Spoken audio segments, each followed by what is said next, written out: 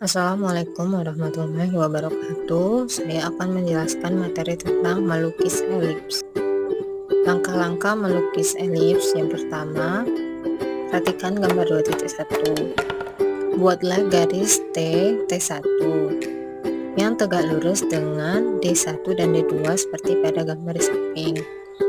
Lalu yang kedua, kita tentukan titik F1 dan F2 pada garis T1 sehingga F1 kali F per V1 kali T sama dengan 1/2 dan P2 kali F1 per V2 kali T1 sama dengan setengah.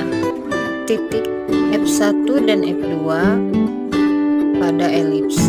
Lalu langkah selanjutnya kita buat garis-garis seperti pada gambar di samping. Ada G1, G2, G3, G4 hingga G5, masing-masing sejajar dengan D, dan memotong garis FT berturut-turut pada A, F, B, C, D, dan E sama dengan F1.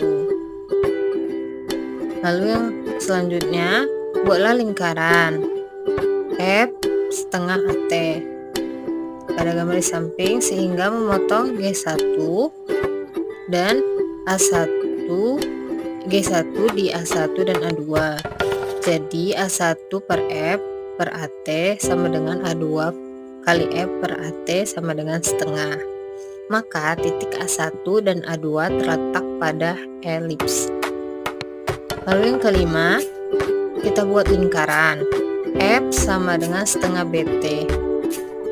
Kita lihat pada gambar, lalu memotong G2 di B1 dan B2. Jadi B1 kali F per BT sama dengan B2 kali F per BT sama dengan setengah. Maka titik B1 dan B2 terletak pada elips. Selanjutnya langkah 4 dan 5.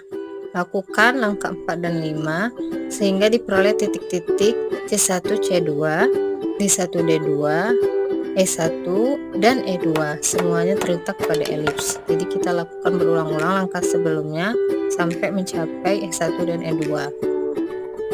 Lalu yang ketujuh, hubungkan titik-titik yang diperoleh dari langkah 2 sampai langkah 6 sehingga akan diperoleh lekungan tertutup yang disebut dengan elips. E sama dengan setengah. Baik, kita lihat pada gambar di samping. Jadi terlihat garisnya yang di garis merah.